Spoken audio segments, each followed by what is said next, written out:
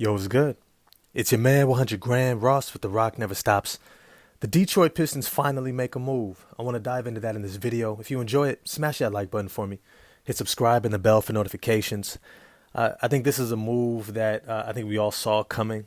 It was a move that I think that we've all seen that has been needed as what I refer to as trimming the fat of this team. This team is a talented team. This team is a team that has a lot of potential, but it doesn't have a lot of veterans who know how to win. It doesn't have enough guys who can give you contribution minutes on the court with the young guys to help bring them along. And so if you've been watching any of my previous videos, this has been a move that has been anticipated. I do think that there are more moves to go. I think they're going to have to evaluate guys like Alec Burks, Killian Hayes, Isaiah Stewart even, and James Wiseman. They're going to have to figure out what they want to do with these guys and who is a part of this core moving forward. Now, when we start getting into the meat and potatoes of this trade, Marvin Bagley III, Isaiah Livers are two guys that they moved on from. And I think I heard one commentator refer to it as a salary dump. This was not a salary dump. This was not a salary dump at all. They are way beneath the salary cap, and even more so next season. But they do have potentially big upcoming free agent signings, right? They're going to have to make decisions on guys like Kevin Knox. They're going to have to make decisions on other players. Alec Burks is coming up. Then you have Cade Cunningham in 2 years. You can actually extend him, I believe, at the end of this season.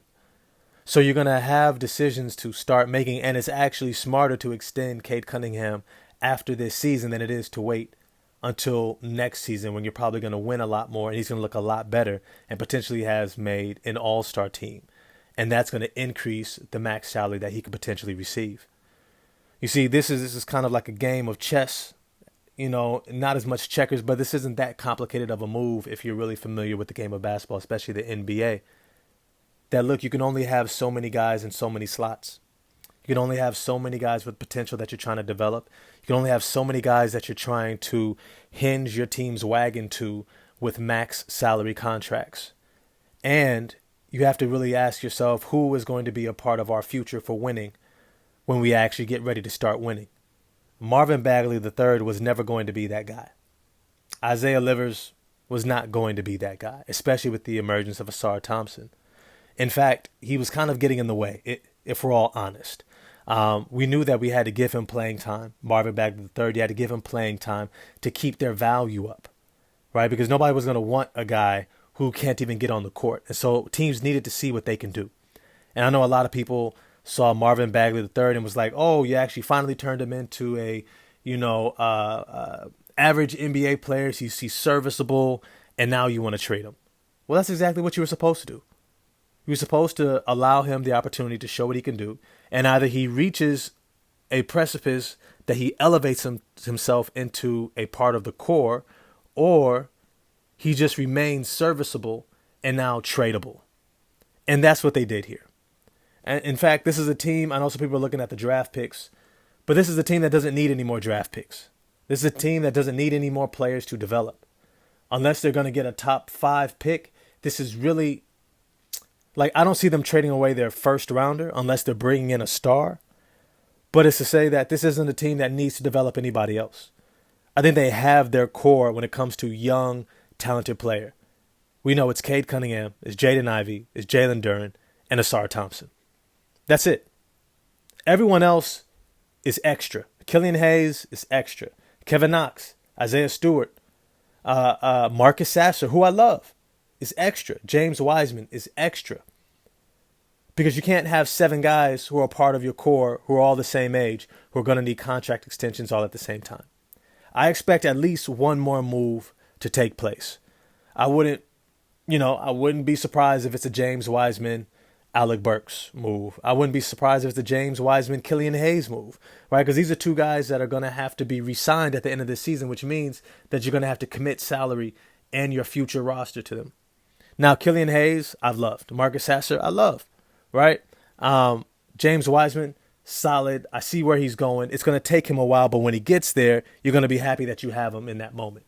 Almost like if you guys remember, Tyson Chandler took a while to get there, right? And then he grew into his body later on. He figured out his timing later on, and then he ended up becoming Defensive Player of the Year.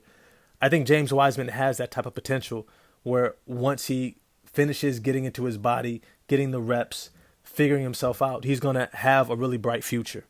All right. Guys like Killian Hayes as well. I think he's going to figure out himself, his speed, his kind of rhythm on the court where he can mix in getting in his shot, getting other guys involved, and keeping the defense on their heels. I think he's going to have a solid career as well. But he's just not a part of this roster's future more than likely. And so what I anticipate is there's going to be one more move to move on from at least two of these guys. Two of these guys are going to be gone. Whether it's Wiseman, Stewart, Knox, Sasser, Hayes, it's going to be at least two. It's going to be at least two. But as far as the two guys coming in, Danilo Gallinari, Mike Muscala, right? I believe it's Mike Muscala. Both of them are shooters.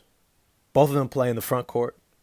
Both of them are more finesse players, skill players, which I believe this roster needs.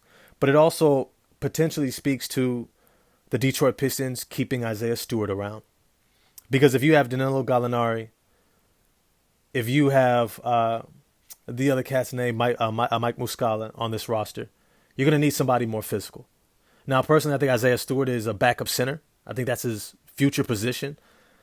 But for now, he's in that starting lineup. And it'll be great to have Danilo Gallinari behind somebody like Bojan Bogdanovic. When you have Bogdanovic there, when you have Gallinari there, you're going to have scoring. And when Cade Cunningham comes back, he's going to have more shooting and more spacing than he's had probably his entire career, which is a plus. It's a benefit. It's what you want. And I think now that you begin to see Monty Williams kind of invest a little bit more in Jaden Ivey, and it's not to say that he hasn't, but if you listen to his comments at the end of the last game, and I kind of commented on it in the previous video, that he's beginning to talk about creating a shot package for him to say, this is what we're looking for you to do when you step on the court. Not do everything, but do these specific things within the pick and roll, having the ball in your hand as a facilitator, working off of the ball. This is what we're looking for. And this is how we want you to play, and we can actually structure things around you to be successful. The moving on from Isaiah Livers also, I would be remiss not to comment on, is the emergence of Kevin Knox and his shooting. If you guys followed him coming out of the University of Kentucky, he went to the Knicks and went to some other teams, Portland Trailblazers. He was a player that coming into the NBA, coming into his draft, pretty much it was understood across the board he was going to be a developmental project, but he was going to be worth it. He was an athletic, long, 6'9" forward who had a great shooting touch and had a solid skill base. He was just too light in the pants. He was too wet behind the ears. He was really young. I think he was one of the youngest players in the league coming into the draft. I think he was like 18 years old and only a few days. And so he's been young this entire time. If you look at his actual age, I want to say it's only, 22 years old, 23 years old, not even that. He's extremely young. And he's finally finding his stride. And so now, let me just check right. Oh, he's 24 years old, 5 years into the league, right? But at 6'9", with that type of a size, wingspan, 7'2" wingspan, the ability to defend multiple positions and also space the floor out, get out in transition, and he's even shown the ability to get to the rim a little bit. That's a great asset to have. And Isaiah Livers just became pretty much null and void at that point. Once Kevin Knox was knocking down his threes, once he showed that he was able to rebound a little bit better and get some blocks and use that length and size, Isaiah Livers had to go. Because the next guy who's also compressing Livers for minutes was Ausar Thompson. And if you guys have been listening to my channel for a while, I think he needs to be starting over Isaiah Stewart. I just do. Look, we all love Big Stu, but he's not going to be that guy in the future. He's not going to be your starting power forward on a championship team. He's just not. He's not going to be your starting center on a championship team.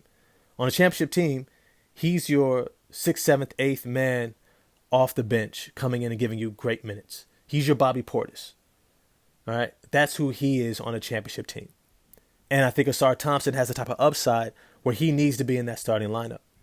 But as I said, There's definitely more moves to come. I expect a whole lot more from this roster in terms of change in order to get things to feel a little bit more acclimated to what it needs to be to start really competing and getting over the edge. Because you can't be in control of a game the entire time and let it go at the end. You can't have guys who just simply don't know what to do. That's just a bad look.